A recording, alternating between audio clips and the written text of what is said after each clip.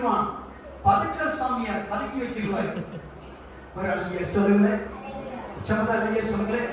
எங்க குரூப்ல நிறைய பேர் ஊழியக்காரர்கள் போட்டிட்டு இருக்கான். என்ன பண்ணுவான், சர்ச்சுக்கு போறீங்கன்னா ஓகே வாங்கோ வாங்கோ. அல்லேலூயா. அவர் இருக்க மாட்டாரு, அவர் அங்க போயிடுவாரு. ஒரு ஆமென் சொல்லுங்க. ஒரு பையன் வருவானே, சிரிப்பானே, நல்லா ஜோக்கா இருப்பானே, அவன் தான் நடத்துவான். அந்த சபையின் துபாக்கூர், அந்த போதகரின் துபாக்கூர்.